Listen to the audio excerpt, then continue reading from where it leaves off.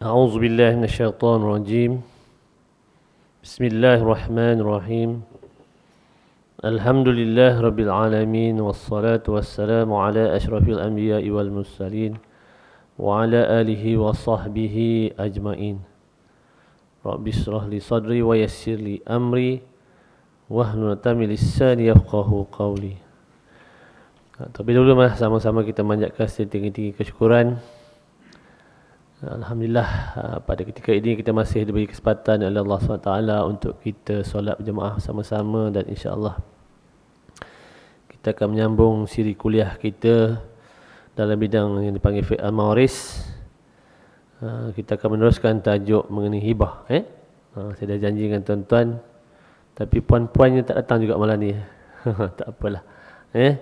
Sebab pada saya tajuk ini agak teknikal, sebabnya kalau kita nak terangkan secara orang kata sekali arung mungkin tak kesampaian lah, sebabnya dia merangkumi tuan-tuan. Bab hibah ni kita perlu lihat dari sudut hukum, dan juga dari sudut undang-undang, juga dari sudut amalan dia bagaimana di negara kita ni, memandangkan hibah ni kita belum ada undang-undang khusus. Kalau kita melihat berdasarkan kepada pandangan-pandangan ulama, ada khilaf. Macam wasiat kita bincang sebelum ni, wasiat dah ada enactment wasiat. Bagi Selangor ni enactment wasiat orang Islam Selangor. Itu jelas.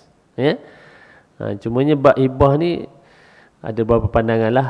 Kalau kita tengok dalam YouTube macam-macam, dia kata hibah begini tidak sah, hibah begini dia kata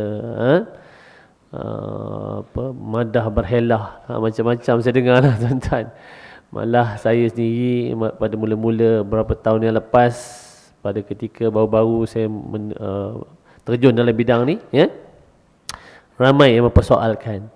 Tapi alhamdulillah pada akhir ini kita lihat bahawa yang mutakhirnya, yang terakhirnya, Majlis Fatwa di Selangor, Selangor kita telah pun ada fatwa mengenai hibah. Yang ini mudah-mudahan satu hari nanti akan adanya enactment yang khusus untuk hibah ni. Jadi tak adalah lagi kita orang persoalan yang macam-macam, Sebabnya tuan-tuan, kalau tengok dalam sekarang ni kita ada beberapa agensi yang telah pun orang kata melaksanakan hibah ni, contohnya kita dah beritahu sebelum ni, iaitu PNB, Amanah Saham Nasional Berhad, dan juga kita ada di tabung haji, kita pun dah jelaskan bagaimana tabung haji, dan yang kita juga ada takaful, boleh hibah. Tapi persoalan yang besarnya, harta yang besar, iaitu hartanah, yang inilah yang kita cuba bincang, yang ada pelbagai orang kata persepsi, sebabnya apabila berlaku kematian tuan-tuan, pengalaman saya sendiri, apabila kita nak urus pusaka ni, yang menjadi cabaran ialah hartanah sebahagian besarnya. Macam cash ni, ataupun simpanannya, ataupun harta yang mudah cair, akaun lah,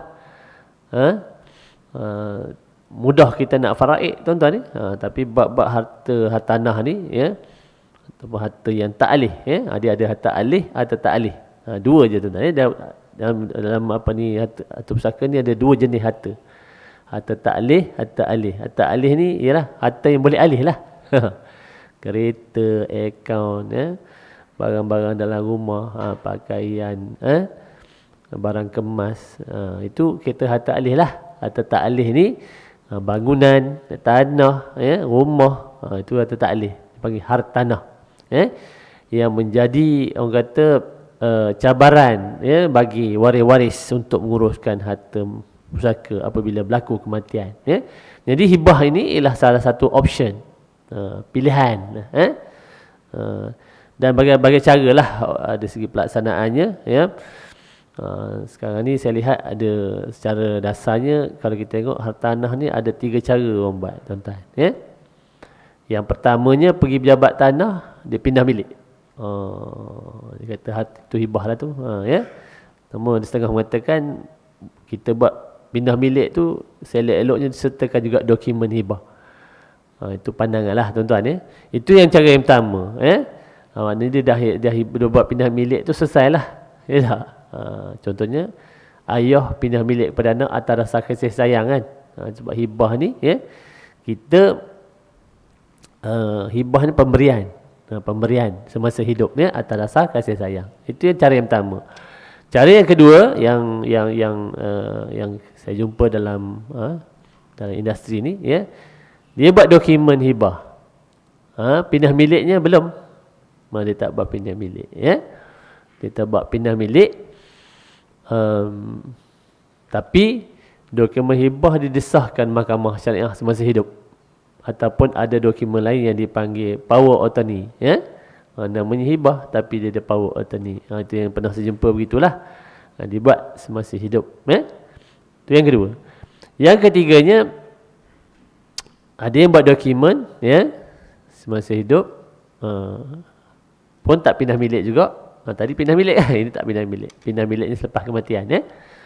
Tapi dokumen dia disahkan ya lepas berlakunya kematian ya. Dokumen tadi hibah tadi bila berlaku kematian baru disahkan. Tuan-tuan apa pun ya seperti yang kita bincang ya, hampir setiap kuliah saya cuba beritahu kat tuan-tuan dan puan-puan ya. Dia harta pusaka ini hak dia siapa? Waris-waris yang berhak di bawah hukum faraid ya. Kalau waris-waris ni tak ada cabaran, kalau waris-waris setuju mudahlah. Tetapi apabila ada saja cabaran, ini yang menjadi isu dia tuan-tuan ya. Jadi dokumen ni tuan kita dah bincang sebelum ni salah satu orang kata tujuan dia kita buat hibah ni sebenarnya itu sebabnya kita bincang pada malam ni ya. Kita nak mengelakkan berlakunya ya ada waris-waris yang termakan hak orang lain. Itu antara tujuan besarnya lah tuan-tuan ya. Contohnya tabung haji tadi kan. Tabung haji kalau ikut kita boleh letak penama. Sekarang ni tabung haji boleh letak dua nama, penama dan juga hibah Jadi penama ni kena faham ya, penama hanyalah pentadbir.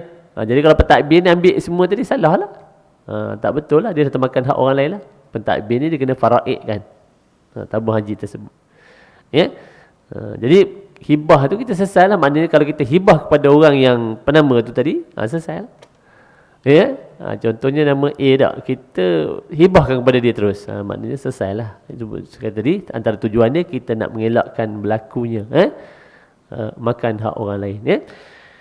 Okay, pada malam ni kita nak teruskan dia punya setelah kita bincang hikmah dan juga tujuan dia. Sebelum ni kita dah mengadakan dua kuliah ni semuanya. Pada malam ni kita nak tengok apa dia rukun dan syarat hibah ya.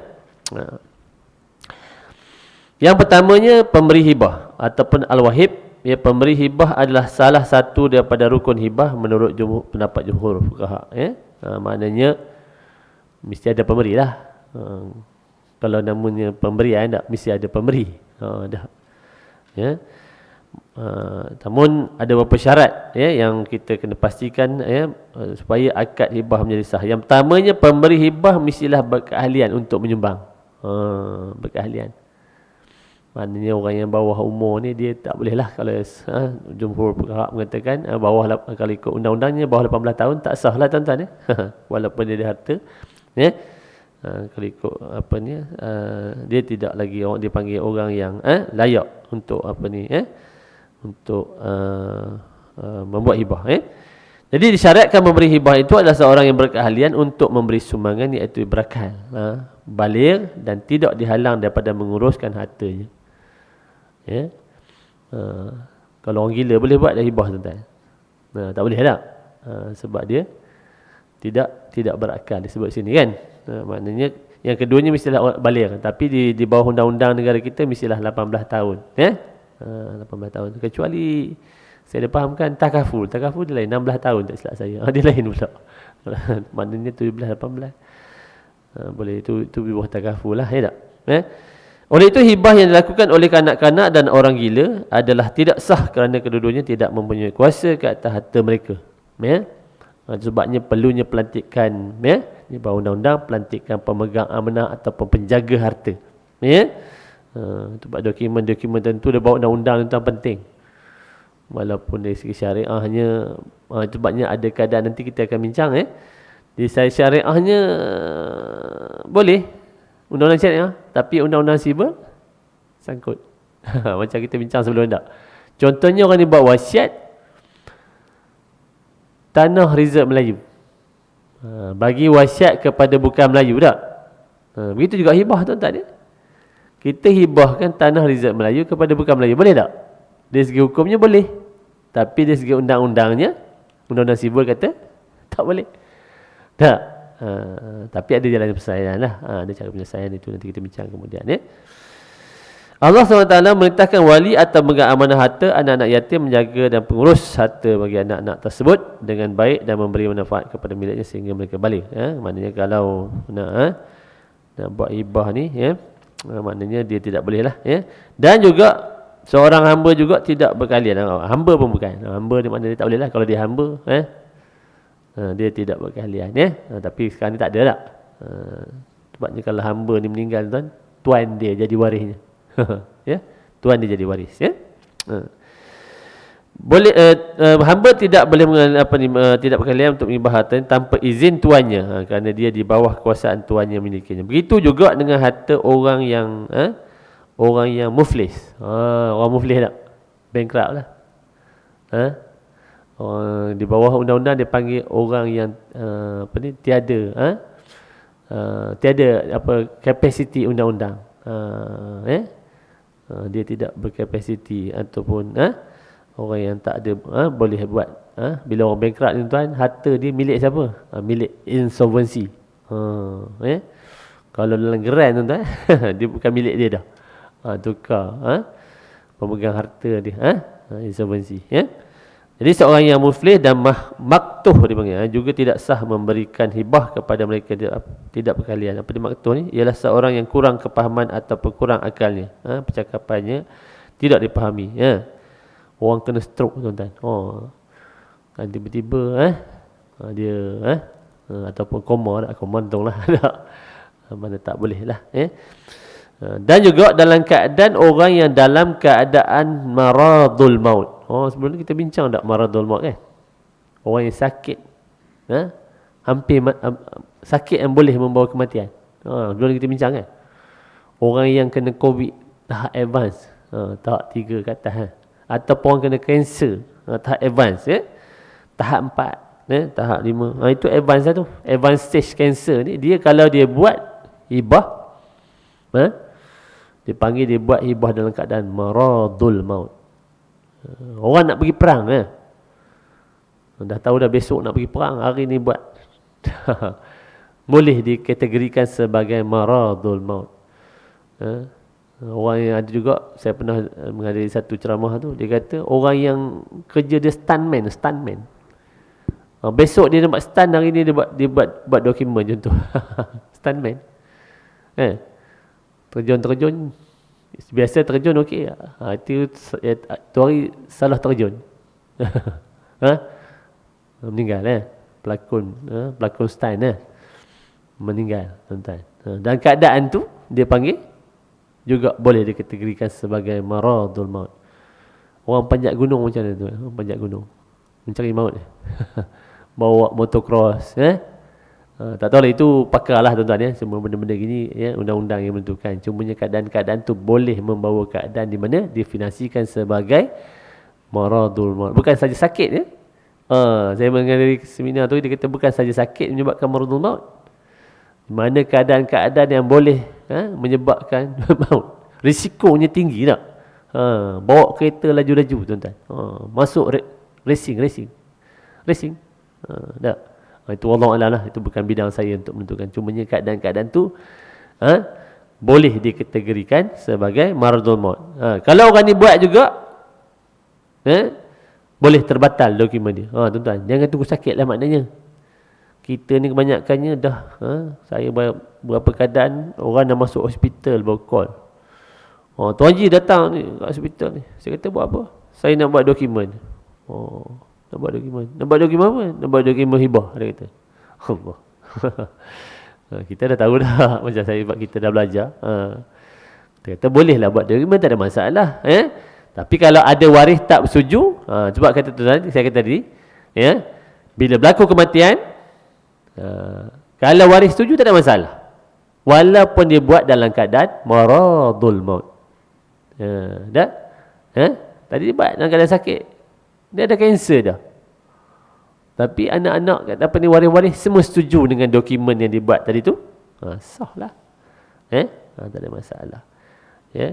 Maknanya orang yang dalam keadaan maradul maut ni, kalau waris-waris cabar dokumen dia, batal dokumen hibah dia.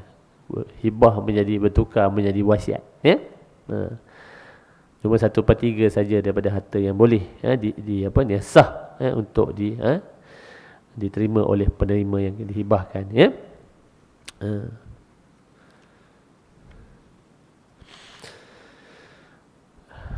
Okay. Yang seterusnya, orang yang nak beri hibah ni mestilah dalam keadaan rela. Rela. Keadaan rela. Makna bukan ada rela dalam paksa. Paksa dalam rela macam mana? Ya tak? Contohnya, tapi payah nak bukti, dan di bawah undang-undang dipanggil apa? Under duress, macam itulah saya dipahamkan. Ada paksaan. Contohnya anak letak pisau tak? Dia kata ayah mesti buat hibah. Dia kata tidak, dibunuh ayah dia. Contohlah. Tapi macam mana nak bukti, tuan-tuan? Dokumen dah buat dah. Nak bukti je lah payah. Sama juga, tuan-tuan, kalau kita buat pindah milik tanah. Kita buat pindah milik tanah, ayah pindah milik kepada anak, tuan-tuan, dari segi undang-undangnya, kalau nama dalam geran tu tidak boleh dipetikai, tidak boleh dipetikai. Tapi dari dua sudut yang boleh dibawa ke mahkamah, kita cabar pindah milik tu. Dipahamkan dua sudut. Yang pertamanya sudut adanya unsur-unsur penipuan. Contohnya ialah ada berlaku penipuan tak? Contohnya anak tiru sains. Contohlah, kita tahu lah kan. Ataupun ambil cok jari ayah tak? Itu Wallahualam. Yang keduanya berlaku paksaan. Mana kalau boleh dibuktikan di mahkamah, dia mana batal lah. Tapi payah, tuan-tuan, nak buktikan benda-benda gitu tak? Fraud, dipanggil fraud, penipuan, dan juga pemalsuan, ataupun dipanggil, dan juga dipanggil under duress, dalam paksaan. Sama juga hibah. Mana hibah ni kalau kita buat, kalau buat dalam keadaan paksa, mana tidak sah hibahnya. Maknanya mestilah dalam keadaan rela, bukan dalam paksaan. Jadi dalam dua keadaan tu, maknanya itulah benda hibah ni mestilah orang yang maknanya atas kehendak diri dia sendirilah. Kehendak diri dia sendiri. Maknanya kita faham, orang yang beri ni itu keadaan dia. Mestilah orang yang sihat tubuh badan. Mestilah sihat dia punya mind dia. Sound mind, orang cakap tak? Kalau orang yang tadi yang gila tak boleh. Okey. Itu bagi pemberi. Siapa? Okey, sekarang ni penerima. Yang rukun kedua dipanggil penerima hibah, iaitu al-mauhub lah dipanggil. Penerima hibah mestilah juga berkeahlian untuk memiliki. Jadi hibah boleh diberikan kepada siapa saja yang berkeahlian untuk memiliki. Berilah kepada anak ataupun kepada orang tertentu. Tapi kalau orang ni dilahirkan dalam keadaan mungkin dalam keadaan yang OKU, ada anak-anak yang kena autism, kanak-kanak autisma. Saya beberapa kes, tuan-tuan, anak-anak ni umur dah 30-an. Ada satu tu dah, saya pernah jumpa 35 umur anak dia, 35 tahun. Tapi seolah-olah dia kosong lah, dia maknanya tak boleh nak berfikir dengan waras macam kita. Jadi maknanya dia tidak boleh menerima harta, tuan-tuan, ataupun orang gila, ataupun kanak-kanak di bawah umur. Macam mana caranya? Lantiklah pemegang amanah. Itulah keperluan di bawah undang-undang, lantiknya pemegang amanah dan juga penjaga harta. Anak-anak bawah umur ni lebih-lebih lagi. Sebab di bawah undang-undang hanya penjaga harta yang sah saja boleh menerima bagi pihak dia. Begitu, tuan-tuan. Memerlukan perintah mahkamah dan sebagainya. Namun, sekali tadi, balik juga kepada waris. Kalau waris setuju tak ada masalah. Tapi kalau waris cabar, bawa mahkamah syariah dicabar dokumen tersebut.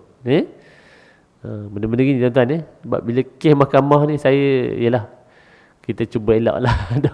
Kita bincang secara orang kata harmoni antara waris-waris. Kalau waris-waris setuju, selesai. Yang keduanya, penerima hibah mestilah wujud secara hakiki. Dia berbeza dengan wasiat sebelum ni kan. Dia wasiat ni boleh hakiki, boleh takdiri dia panggil. Apa itu hakiki? Penerima hibah hendaklah wujud ketika pemberian hibah dilakukan. Dan kewujudan itu tersebut mestilah bersifat hakiki. Mana adalah orang tu. Janganlah bukan takdiri. Takdiri dia apa dia? Takdiri ni ialah mana janin, janin, maknanya masih dalam kandungan. Kalau kita buat wasiat yang kita bincang sebelum ni, boleh boleh kita buat wasiat kepada bayi dalam kandungan. Begitu juga faraid, bila berlaku kematian, contohnya isteri ni mengandung, mengandung, tak boleh kita nak bagi lagi harta tu. Tunggu lahir bayi apa yang keluar, tak? Lelaki ke perempuan ke, seorang kembar ke tak kembar ke, tak? Ada kesan kat atas pembahagian faraid dia. Ada kesan. Sebabnya kalau berlakunya mengandung isteri tadi, kita tunggu dia lahir seelok-eloknya. Baru kita bahagi faraid tu. Tuan-tuan, begitu nanti bab faraid tu kita sentuh lagi. Jadi maknanya penerima hibah ini mestilah wujud. Dan juga mestilah berkeahlian untuk menerima harta tersebut. Siapa boleh terima? Waris boleh terima tak? Sebelum ni kita bincang wasiat tak boleh waris kan? Dia hibah, siapa-siapa saja boleh terima. Kalau wasiat diterhad, wasiat hanyalah kepada bukan waris. Kita bincang dulu kan? Jadi hibah dia boleh siapa saja kita nak hibahkan. Hibah kepada anak, hibah kepada isteri, hibah kepada anak angkat, hibah kepada anak tiri. Pagi tadi baru saya bincang satu kes, orang tu datang jumpa saya, dia ada anak tiri, ada nak hibah ke anak tiri dia. Tak ada masalah lah. Kalau wasiat boleh juga kan kepada anak tiri.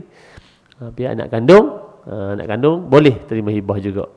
Kalau wasiat, anak kandung tak boleh terima wasiat, kecuali ada kecuali juga. Kalau waris-waris setuju, boleh. Begitu. Okey. Seterusnya, harta yang dihibah al-mauhub bih, harta yang dihibahkan disyaratkan yang pertamanya wujud dan diketahui ketika hibah. Harta yang dihibah mestilah wujud ketika akad hibah. Oleh itu menghibahkan sesuatu yang tidak wujud, tidak sahlah, mestilah harta tersebut wujud. Mestilah diketahui. Tak.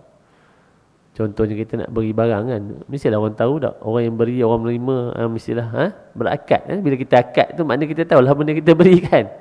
Mesti ada ijab dan kabul itu. Dan yang keduanya mestilah bernilai dan menurut syarak.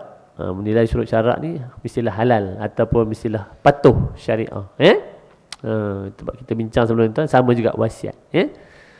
Bukan saja wasiat lah. Kalau ada harta pusaka, kalau ada harta yang pusaka yang tidak patuh syariah, tidak boleh difaraidkan, tidak boleh diwarisi oleh waris-waris. Begitu juga kalau kita nak buat hibah, mestilah harta yang halal. Yalah, ada juga cabaran ni tuan sebagai saya ni sebagai konsultan, cabaran macam mana tak? Orang ni buat hibah rumah, takkanlah saya nak tanya rumah ni beli dengan duit apa? Saya tak tanyalah tuan-tuan. Tak. Kalau ikut hukumnya, punca kita beli rumah tu pun patutnya diambil kira lah. Tapi ialah kita ni sebagai kita ambil, kita tengok ainnya halal, kita tak tanyalah. Tak. Biasa kat mahkamah pun tak tanya tuan-tuan. Itu sebabnya penting tuan-tuan bila kita lantik pentadbir ni, tugas pentadbir. Apa yang kita bincang sebelum ni, apa insurans konvensional kan? Itu jelas. Insurans konvensional dah ada keluar fatwa mengatakan tidak patuh syariah, yang tidak boleh diwarisi. Tidak boleh diwariskan, tidak boleh diwarisi. Begitu tuan-tuan. Jadi harta tersebut mestilah halal dan patuh syariah. Bukan itu sebabnya tuan-tuan, kita nak nak caranya halal, matlamat pun kena halal juga. Puncanya pun mestilah halal. Mestilah halal. Janganlah juga barang yang barang yang jelas, apalagi barang yang jelas tidak patuh syariah, tidak boleh dihibahkan. Yang seterusnya, yang ketiganya mestilah milik penuh ataupun milik sempurna pemberi hibah. Dalam geran tanah, namanya Sufyan tapi di hujungnya tulis pentadbir, ataupun di hujungnya tulis pemegang amanah, belum milik sempurna, tuan-tuan. Walaupun sebahagian tanah tu atau rumah tu saya punya. Contoh pentadbir kan, pentadbir sebenarnya, pentadbir ni selalunya dia letak pentadbir sebabnya pembahagian pusaka belum selesai lagi. Jadi saya ada sebahagian, cumanya saya dilantik sebagai pentadbir. Tidak boleh dihibah, tak boleh hibah, mestilah milik penuh. Mestilah milik penuh. Harta yang dihibah juga disyaratkan milik sepenuhnya pemberi hibah. Menurut mazhab Hanafi tidak sah mengibahkan harta orang lain. Ada pula orang lain pula. Apalagi orang lain atau orang lain tak. Ataupun separuh-separuh. Tapi kalau dalam geran tanah tu ada separuh nama kita kan, jelas. Separuh milik Sofyan dan separuh milik si A. Contoh kan. Yang bahagian Sofyan separuh tu saya boleh hibah lah. Kan jelas tadi kan, beza tadi kan. Yang pemegang amanah dengan apa orang tadi? Pentadbir kan. Yang ini jelas ya. Maknanya kalau dalam geran tanah tu jelas setengah tu, setengah lah. Sebabnya tuan-tuan, nanti kita akan bincang harta pinjaman, macam mana harta yang pinjaman. Harta pinjaman. Dan pinjaman ni itu pun telah pun difatwakan, harta yang dalam gadaian ataupun yang bercaga boleh dihibahkan. Itu fatwa dah ada dah. Walaupun kalau kita tengok seperti yang kita bincang sebelum ni, benda yang apa ni, mestilah kalau kita nak buat hibah ni mestilah sebab kita dah beri ni, beri dah. Tak. Tapi kalau hibah harta bercaga ni tak boleh lagi nak orang yang memiliki tak. Contoh kita masih hutang kita hibah pada orang tu, belum milik dia lagi selagi hutang tak selesai kan. Tapi dengan syarat lah. Syaratnya mestilah ada takaful ataupun orang yang menerima tu contohnya sanggup nak bayar hutang. Tak? Rumah masih ada hutang kan? Mestilah ada sekurang-kurangnya ada takaful ataupun mestilah disetujui oleh pemegang gadaian. Yang seterusnya, yang keempatnya boleh diserahkan. Boleh diserahkan. Disyaratkan juga harta yang hibah tu boleh diserahkan kepada penerima hibah. Maknanya tidak sah lah kalau harta yang tidak boleh diserahkan. Okey tuan-tuan. Maknanya boleh. Maknanya mestilah harta yang boleh diserahkan. Yang itu yang ketiga. Okey, yang keempatnya saya ringkas lah sebab perbincangan panjang ni, saya cuba ringkas lah sebab ada tak sempat habis kita ni. Yang keempatnya mestilah ada sirah. Rukun ni keempat sirah. Tadi yang pertama pemberi, penerima, harta. Yang keempatnya mestilah harta yang ada ijab dan qabul. Sirah ni maknanya ada lafaz ada ijab dan qabul dalam dan ijab dalam hibah ialah lafaz pemberian hibah daripada penghibah dan penerima hibah kepada penerima hibah dan qabul ialah lafaz penerimaan hibah daripada penerima. Ijab dan qabul. Kita bincang sebelum ni wasiat tak perlu qabul wasiat cuma ijab saja. Qabulnya selepas atau penerimaannya selepas orang yang buat wasiat ni meninggal. Tapi hibah ni tuan-tuan masih hidup juga. Ianya telah pun maknanya ialah dah hijab kabul masa tu. Dah on dah. Sebab saya kata tadi hibah ni sebenarnya kita dah beri dah dari segi hukumnya. Sempurna 4 rukun ni. Ada pemberi, ada penerima, ada harta, ada ijab dan kabul, sah dah. Cumanya dari segi undang-undang inilah yang diperbahaskan. Perlunya melalui proses undang-undang. Tapi dari segi hukumnya dah terlaksana. Hibah tu telah pun terlaksana. Walaupun tanpa dokumen tak. Dokumen ialah kita, dokumen ni cuma pembuktian kan. Ada juga kena ada saksi lah, 2 orang saksi lelaki, ya.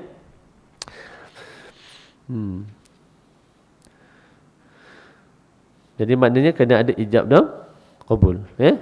Maknanya kalau ada pembuktian lah tuan-tuan, ya, ada ijab qabul, ya. Mana dikiaskan dengan sirah ni jual beli, maknanya kalau, ya, macam kita jual belilah, tak? Kita beli barang, ada ijab qabul kan, sah jual beli tersebut, ya. Namun ada beberapa pandangan yang mengatakan tak perlu qabul, ada juga di sini pandangan, ya, tapi kita mengambil supaya sempurnakan ijab dan qabul, ya. Penawaran dan penerimaan ijab dan qabul ni mestilah berkesinambungan, iaitu adanya persambungan dan persamaan antara ijab dan qabul. Sekiranya hibah memberi dengan niat hibah dan penerima hibah dengan niat pinjaman, maka terbatal akad hibah tu. Maknanya sambungan ni makna berterusan lah, makna dalam masa yang sama. Aku beri, orang ni yang terima kata aku terima, sah. Yang keduanya, tidak dikenakan syarat-syarat tertentu yang boleh menafikan hakikat hibah itu sendiri. Ya. Maknanya tak ada syarat-syarat yang namun begitu tuan, nanti kita akan bincang, ya. Walaupun pada asalnya kita dah bincang sebelum ni, hibah ni sebenarnya tanpa syarat. Hibah ni tanpa syarat tak? Itu asas lah. Namun begitu kita akan bincang nanti bahawa boleh. Sebab yang kita fatwa keluarga pun boleh mengatakan boleh dimaksud hibah bersyarat. Nanti kita bincang apa tu hibah bersyarat. Yang ketiganya, tidak disertakan syarat tempoh masa tertentu. Sekiranya pemberi hibah berkata, saya hibahkan kamu rumah ini tempoh sebulan contohnya, maknanya pinjaman lah tu. Tak. Saya beri tempoh, tempoh tertentu, tak boleh bertempoh. Tak ada, mana 3 benda ni asalnya tidak boleh. Namun nanti kita bincang secara detail kemudian, ya, bahawa syarat-syarat dan boleh dimasukkan syarat, ya. Di samping itu, di bawah Imam Syafi'i kita, ya, di samping 4 rukun ni, dia perlu disempurnakan dengan tuan-tuan unsur-unsur dia panggil penyerahan dan penerimaan ataupun ada bukti penerimaan, yang dipanggil qabat dalam hibah, qabdu, al-qabdu, ya. Apa itu qabdu? Qabat ataupun qabdu ni menurut Ibnu Manzur ialah bermaksud mengambil sesuatu dengan tangan secara langsung dan menggenggam sesuatu. Contoh, saya beri phone tak? Saya kata saya hibah phone, tapi phone tu saya pegang, saya tak bagi kat anak saya. Contoh, saya nak bagi anak saya hibah kan phone ni, tapi kena ada bukti lah, maknanya menunjukkan saya bagi, maknanya bergenggam, maknanya saya bagi dan anak saya genggam phone tu. Macam tu lah qabdunya, qabatnya. Kalau geran tanah contoh tak, kita beri tanah pada anak, maknanya kita serah geran tu pada anak lah. Itu memang qabat lah tuan-tuan. Ada pembuktian. Ataupun rumah kita bagi kunci kat anak, itu pun qabat lah. Adanya unsur-unsur penyerahan ataupun penerimaan, ya. Ataupun anak duduk dalam rumah tak, itu kira qabat lah, qabdu lah, ya. Kita kata kita beri rumah ni kepada anak kita, ni ayah beri rumah ni, anak kata terima, itu hibah lah tuan-tuan, ya. Tapi perlu disahkan bila berlaku dispute ataupun, ya. Itu sebabnya perlunya buat dokumentasi untuk mengelakkan pertikaian ini berlaku, ya. Saya nak tulis apa ni, okay, ada soalan tak sekarang? Ada soalan? Ada soalan? Sebab benda teknikal, saya pun tak tahu, saya cuba mudahkan lah, mana hibah ni tuan-tuan, pemberian, maknanya itu secara mudah lah, ya. Nanti kita akan bincang akan datang, bahawa ada syarat-syarat yang boleh kita masukkan, dalam hibah yang kita buat nanti, ya. Syarat sah qabat ni, apa dia syarat sah dia? Mendapat keizinan kebenaran pemberi hibah, maknanya lah mana dah berlakunya qabat ni, ya, maknanya perbuatan tu, ya, menunjukkan keizinan. Maknanya dengan perbuatan tu, maknanya dia inilah, ya. Walau bagaimanapun bukan dia yang dipanggil apa ni tuan-tuan, ya, walaupun sebahagian besar ulama mengatakan perlunya ada ijab dan qabul ataupun qabat ni, ya, ada juga pandangan tak perlu, ya, dia ijab saja pun dah sah dah. Contohnya tuan-tuan, pernah diberitahu ya, orang ni dia nak pergi jabat tanah, jabat tanah nak buat pindah milik kepada anak dia. Dia pergi, kali pertama dia pergi ke pejabat tanah tu nak buat pindah milik, dia isi borang lah. Lepas tu pegawai kata tak komplit borang ni. Dia pun balik, ada benda dia kena isi lagi. Kemudian dia pergi kali kedua, pegawai yang nak mengesahkan tu tak ada. Ialah biasanya melalui ADO, ADO yang kena sahkan documentation, tak silap saya macam itulah proses dia. Jadi kali ketiga dia pergi, tak silap saya pun tak boleh lepas juga. Tiba-tiba dia meninggal. Jadi anak yang tadi tu sepatutnya dapat rumah atau tanah tersebut, bawa kes tu ke mahkamah, tak silap saya. Jadi dia kata ayah ni nak ibah ke saya. Jadi disahkan sebabnya ada saksi, orang jabat tanah jadi saksi. Maknanya dengan perbuatan pun maknanya dia dah ada isi borang apa semua kan. Maknanya itu pembuktian lah. Tak? Itu maknanya unsur-unsur tersebut ada unsur berlaku. Pembuktian begitu. Namun begitu tuan-tuan, di bawah undang-undang ni ialah setengah tu sebut mulut pun kalau ikutkan boleh dibawa. Contohnya dulu ayah masih ada sebut. Ayah mati dah. Ayah dah sebut hibah ke saya. Ada pula saksi. Bawa ke mahkamah. Adik-beradik lain tak setuju contoh. Kena sahlah dekat mahkamah. Ini banyakkannya ada yang biasa saya jumpa, dia kata ayah nak beri rumah ni selepas ayah mati. Lain bunyi dia kan. Kan tadi hibah sepatutnya masih hidup. Ayah dah hibah dah. Kalau dia kata ayah dah hibah masih hidup, mana bukti dia? Kalau dia kata ayah nak beri lepas ayah mati, itu wasiat tuan-tuan. Itu perkataan-perkataan ataupun ayat dalam undang-undang ni kena hati-hati jugalah. Sebabnya tuan-tuan kalau buat dokumentasi pun perlu berhati-hati. Bila pergi mahkamah ni semua begini akan dilihat. Bukan saja saya kata tadi orang pemberi dan penerima tu dilihat di situ, di dokumen tu pun ditengok juga kandungan dokumen tadi. Sebabnya ayat-ayat orang kata undang-undang ni kita ingat benda yang sama, nampak sama, tapi dari segi kesannya berbeza. Begitu tuan-tuan. Contohnya saya bagi tahu tempoh hari apa dia? Pindah milik dengan turun milik. Dengar-dengarnya macam sama tak? Macam sama. Turun milik, beri milik tak? Tapi kesan dari segi undang-undang berbeza. Di pejabat tanah dia ada. Di bawah kanun tanah negara ni ada klausa-klausa yang berbeza. Benda-benda gitu saya tak pandai lah tuan-tuan. Cuma saya sampaikan tuan-tuan bahawanya kita ni kalau kita ni bukan pakar undang-undang, bolehlah nak buat sendiri dokumen, tak ada masalah. Tetapi bila berlakunya pertikaian, dokumen itu sendiri akan ditengok juga. Kesan dia tu sangat besar. Bukan itu saja tuan-tuan. Kita buat dokumentasi ni tuan-tuan boleh tengok juga dari segi kos. Tengoklah syarikat mana tak. Ada yang cas contohnya ada cas yang murah tak. Buat online dia kata murah. Tak apalah tuan-tuan. Tapi bila berlaku pertikaian, kesan dia sangat besar lah.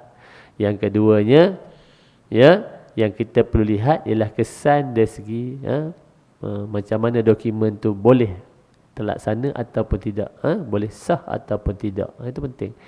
Yang ketiga tuan, dari segi apa dia tuan? Tax. Tuan-tuan, buat hibah pun silap hari bulan tuan-tuan, LHDN akan kenakan tax. Berhati-hatilah. Bab-bab gini kalau kita bukan orang kata bukan pakar dalam bidang ni, tak pasal-pasal banyak belanja. Bukan kita buat pindah milik lagi. Kita tak buat pindah milik. Kita buat hibah, dokumentasi hibah saja kita pergi hantar stamping. Pihak LHDN boleh mengenakan cukai ke atas dokumentasi hibah tersebut. Itu saya bukan pakar juga tuan-tuan, saya cuma sampaikan tuan-tuan lah. Mana kalau benda-benda gini tuan-tuan perlu hati-hatilah, tanya pakar lah. InsyaAllah saya boleh bantulah tuan-tuan. Mana tuan-tuan yang nak buat, saya lupa nak kira nombor telefon nak. Seperti biasalah, kalau ada sebarang soalan 012 315 3150. Jadi maknanya tuan-tuan, sebagai perbincangan kita hari ni, dia tuan-tuan peringat kita buat hibah. Buat hibah apa rukun ni tadi? Yang pertamanya pemberi, Yang keduanya penerima, penerima, Yang ketiga apa dia? Harta yang dihibahkan. Yang keempat apa dia? Ijab dan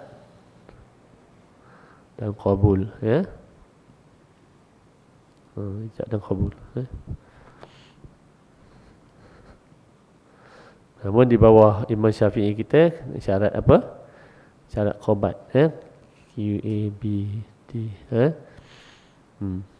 mesti ada unsur-unsur kelima-lima unsur ni dalam dalam hibah kita. Kalau salah satu tak sempurna, hibah kita mungkin boleh terbatal. Ini kena hati-hati lah. Jadi pemberi tadi mestilah orang yang apa? Orang yang sihat, sihat tubuh badan. Yang keduanya mestilah dia layak.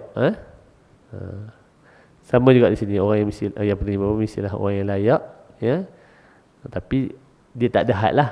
Kalau macam wasiat sebelum ni, ini kalau kita nak pergi kepada bukan waris atau waris siapa saja, harta mestilah harta yang apa tadi? Milik, milik pemberi, dan juga mestilah harta yang halal. Kena ingatlah tuan-tuan, benda-benda perkara-perkara begini, poin-poin utama yang tuan-tuan perlu ambil kira. Yang pentingnya tuan-tuan, tuan-tuan nak buat hibah ni, ialah saya dah kata sebelum ni, orang yang kalau kita nak buat dokumen mestilah orang yang ada pengalaman tuan-tuan. Sebabnya banyak berlaku, malah adik saya pernah diberitahu, dia buat dengan syarikat kita, tapi dia pergi cari orang lain untuk sahkan hibah dia. Ada hibah pula tak sah. Sebabnya tuan-tuan, kita pergi mahkamah ni kena berhujah tuan-tuan,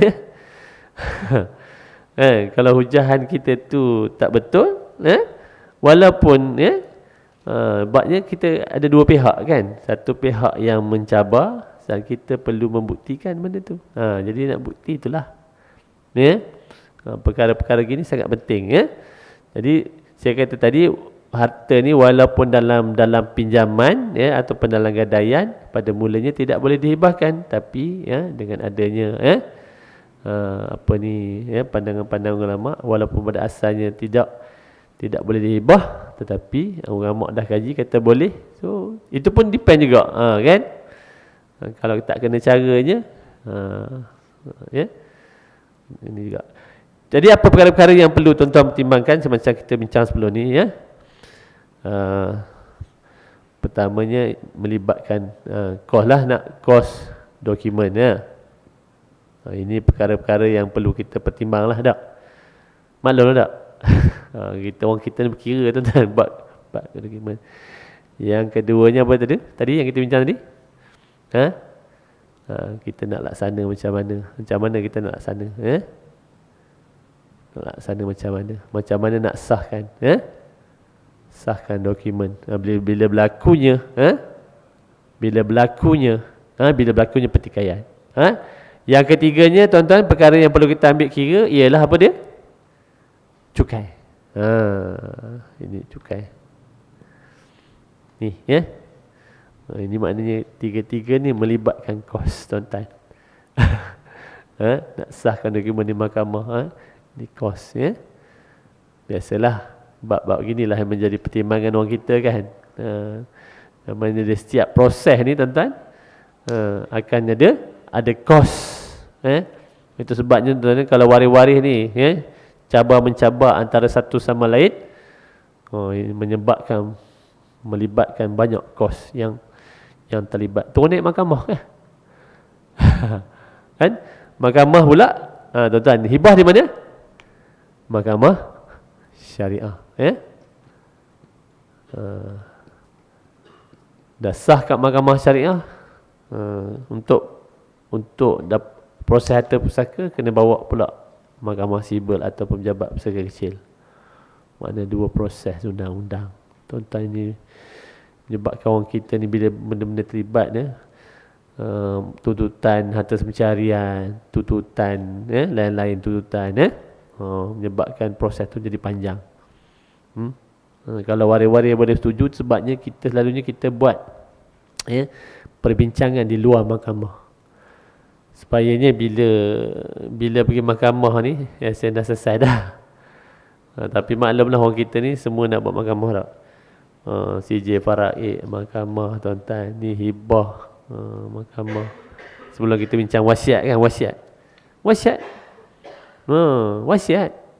Dia kata ayah dah wasiat ke dia bawa ke mahkamah. Tapi kita kata dia jelas kan.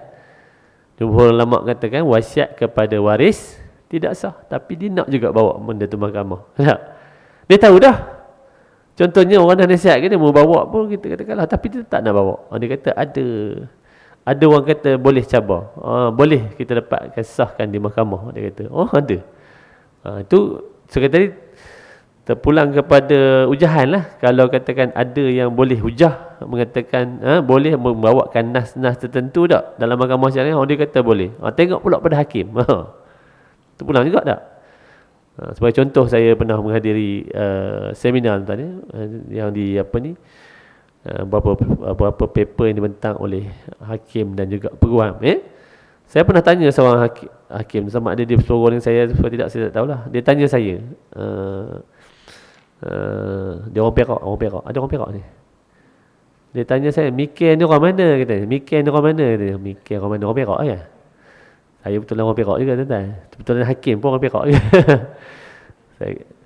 Orang Perak dia kata, mikir ni, dia kata bukan mana, mikir ni mazhab mana? Dia kata, mazhab mana? Dia kata. Saya kata, of course lah Syafi'i. Dia kata kalau Syafi'i kita pakai Imam Syafi'i. Sebabnya tuan-tuan kita ni hibah ni, kita bukan ataupun bab muamalat ni kita bukan saja refer kepada Imam Syafi'i, kita faham tuan-tuan. Ada bab-bab tentu kita juga refer kepada imam-imam lain kan.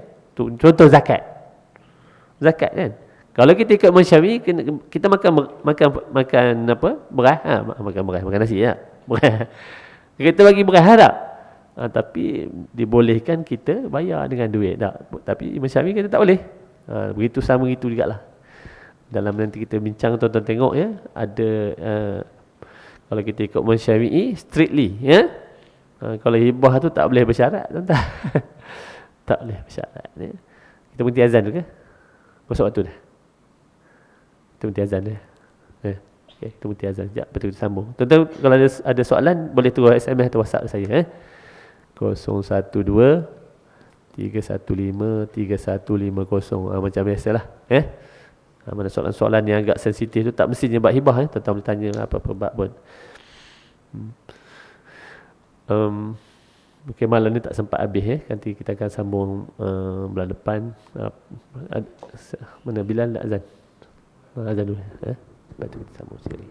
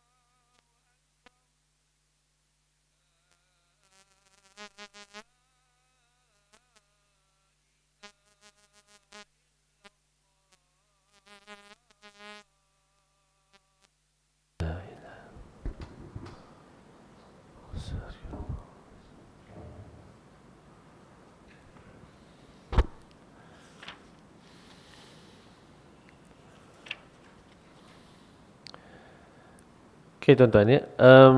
Hibah ni tuan-tuan, kalau kita dah beri ya. Contohnya kalau kita dah beri sesuatu barang kepada seorang tu, boleh minta balik ya tuan. Boleh tak kita ambil balik? Borok siku orang kata tak? Orang Perak kata borok siku mikir katanya ya. Borok siku kan. Maknanya ya asalnya begitu. Apa yang kita beri ni tidak boleh tarik balik. Tapi dia hibah, dalam hibah ni ya, hibah ni kalau kita dah beri kepada seseorang tidak boleh tarik balik kecuali kepada anak kandung dan ke bawah. Kalau kita beri contohnya kepada anak kandung dan ke bawah, kita boleh tarik balik ya. Kalau kita hibah kepada isteri, tidak boleh tarik balik. Sebab hibah ni kita fikir-fikir jugalah tuan ya. Kalau nak beri tu, berilah. Begitu dah. Tapi kalau kita beri kepada anak kandung, cucu kandung ke bawah, boleh? Boleh tarik balik. Tapi wasiat kita bincang sebelum ni, wasiat anytime lah kita nak batal. Boleh batal tuan-tuan. Hibah tak boleh batal, tak boleh tarik balik. Simply tarik balik ataupun batal. Kecuali kalau contohnya kita hibah kepada isteri, isteri setuju nak serah balik. Tak ada masalah lah. Boleh lah. Tak. Begitu juga sebaliknya, kalau isteri dah hibah kepada suami, tak boleh tarik balik ya. Tapi anak ke bawah. Tapi kalau kita dah bagi pada anak, kan, dalam keadaan tentu tadi anak dia buat transfer kan, transfer pada anak. Dia transfer pada anak, anak pula dah jual rumah. Macam berlaku di mana? Di Negeri Sembilan. Negeri Sembilan ya. Orang ni ditransfer pada anak dia, anak perempuan dia. Sebab dia bila anak perempuan kan, kita bincang sebelum ni, ialah sebab dia bimbang kan. Bila dia tak ada anak lelaki, dia transfer pada anak perempuan dia. Anak perempuan ni ialah suami businessman. Nak pakai duit tuan-tuan, gadai rumah. Dah nama dia, gadai rumah. Gadai rumah. Tak boleh bayar. Bisnes suami tiba-tiba tak jalan. Tak bayar, bank lelong. Mak dengan ayah duduk dalam rumah tu. Jadi suatu hari orang datang rumah ni. Dia orang baru, pemilik baru kan. Dia kata ni rumah ni saya dah beli. Dia terkejutlah ayah dia. Rupanya dia lupa tak. Dia dah transfer pada anak dia tuan-tuan ya. Jadi benda-benda ginilah tuan-tuan kena ambil pertimbangan lah. Itu sebabnya kita ni perlu lihat jugalah keadaan-keadaan macam ni kan. Sebabnya ya kita pilih lah sama ada kita bolehlah kita nak transfer ni pun bukan boleh transfer macam tu je, mestilah dia kan tak ada, orang kata tak ada loan ataupun dia unencumbered, tak ada caveat kan. Mana nak transfer tu bukan mudah jugalah. Itu sebabnya salah satu cara kita buat dokumen sahaja ya. Transfernya selepas kematian. Itu salah satu option yang kita pilih lah. Tuan-tuan kalau nak transfer silakan. Ya. Silakan transfer tak. Satu kes lagi tuan-tuan, ni kawan saya sendiri tuan-tuan ya. Berapa tahun sudah saya nasihatkan dia, jangan transfer. Dia ada anak angkat. Anak angkat saya rasa dia ambil daripada salah seorang anak buah isteri dia lah. Satu hari takdirkan isteri dia meninggal dunia. Dia dah transfer dah pada anak angkat dia. Dia transfer. Saya nasihatkan dia buat dokumen saja. Dia kata tak apalah, saya nak transfer pindah balik. Silakan, saya katakan. Baru-baru ni saya cari dia lah. Tempat biasa saya jumpa dia. Kawan-kawan kata dia dah pindah. Saya kata sebab apa pindah? Anak angkat dia halau dia. Rumah hasil rumah dia tuan-tuan. Kebetulan bini dia meninggal. Bila bini dia meninggal, jadi itu masalahnya pula ialah bila meninggal dia kahwin lain. Itu sebab anak angkat dia marah ke dia, halau ke dia.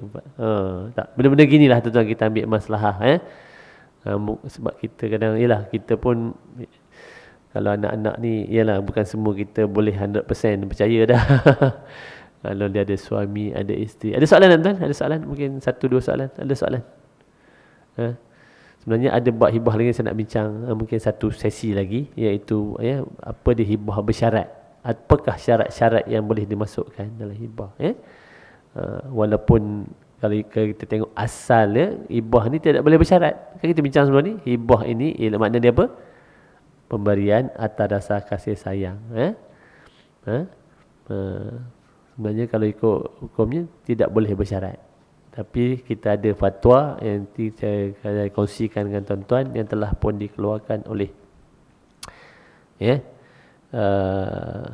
Jawatan Kuasa Fatwa bagi Negeri Selangor yang telah pun digazetkan fatwa tersebut ada gazet telah pun diterbitkan di bawah kerajaan Selangor. Cuma Selangor ni yang agak advance sikit lah. Ada berapa di sini agak ada beberapa poin di sini yang insya-Allah akan datang saya kongsikan dengan tuan. Ada 14 poin di sini yang kita akan bincang akan datang sebab tuan-tuan saya kata tadi tuan-tuan tengok dan sekarang ni yang hibah yang agensi-agensi dah laksanakan tadi apa dia ASB atau PMB, tabung haji dan juga takaful yang lain-lain ni berapa syarikat-syarikat trustee telah pun memulakan banyak dokumen-dokumen berbagai cara lah saya kata tadi tu kan. Antara yang tadi itulah dia buat pindah milik, dia buat dokumen, disahkan dokumen semasa kita hidup, dan satu lagi kaedah sahkan dokumen selepas kita mati. Apa-apa pun tuan-tuan kena ingat kalau waris-waris ni setuju mudah sangat. Kebanyakannya pengalaman saya sendiri, waris-waris setuju, selesailah, tak perlulah kita pergi mahkamah. Di pejabat besar kecil tuan-tuan, kalau kita ada permohonan di pejabat besar kecil, apa saya kata, nak ulang banyak kali tuan-tuan, isi borang aja. Waris-waris setuju, tak payah semua waris pergi. 20 orang waris, saya pernah terlibat dalam beberapa kes, 20 orang waris. Perlu ada bicara cuma 2 orang ataupun 3 orang saja. Sekarang ni sebabnya semenjak PKP tu memang limited, dia bagi masuk cuma 3 orang waris sahaja maksimum. Jadi yang lain-lain macam mana? Isi borang ajalah. Bila perbincangan di luar ni waris-waris setuju, tak perlu lama pun perbicaraan, 15 hingga 20 minit saja. Tuan-tuan percaya tak tuan-tuan? Tapi kalau tuan-tuan pergi pejabat besar kecil tuan, ada pegawai yang proaktif ni, dia keluar daripada bilik bicara tu, dia tanya, ini waris-waris dah setuju ke belum? Waris tu tak apa tuan-tuan, boleh balik dulu. Nanti 6 bulan nanti kita akan panggil semula. Tak, ini realiti depan saya pegawai ni cakap. Sebabnya tuan-tuan, banyakkan kes masuk saja bicara, masa tu lah dia nak keluar. Yang keluar kuntau, yang keluar silat, yang keluar kerih. Macam-macam tuan-tuan. Yang guling-guling atas lantai. Iya tuan-tuan. This is the reality dalam pembahagian harta pusaka yang berlaku dalam masyarakat kita. Padahal mudah. Sebaru ni saya pergi Perak tuan-tuan. Sampai-sampai adik-beradik bergaduh kat luar tu dah. Saya dengar-dengar bincang, dia kata, kita ni lama tak jumpa. Rupanya dia tak lama tak jumpa, situ nak bincang. Itu saya kata confirm. Kalau tak betul-betul cara, saya kata pegawai suruh balik. Ini tuan-tuan pengajaran-pengajaran yang tip-tip yang saya cuba sampai kepada tuan-tuan. Tuan-tuan, kalau di mahkamah sivil tuan-tuan dia dipanggil affidavit. Affidavit. Betul sebut, saya pun takut terbelit lidah saya nak sebut affidavit pun. Affidavit ni dia dokumen yang orang kata apa dokumen apa affidavit dia? Saya apa dia panggil bahasa Malaysia dia? Affidavit lah tak? Affidavit. Dia macam-macam affidavit tuan-tuan. Affidavit penolakan, affidavit persetujuan, affidavit lantik wasi, pelantik pentadbir, macam-macam affidavit. Kalau waris setuju tuan-tuan, semua pejam mata, cotek macam tu. Seolah-olah macam tu lah. Tapi bersetujulah tak? Payah tuan-tuan. Memang inilah cabaran ni.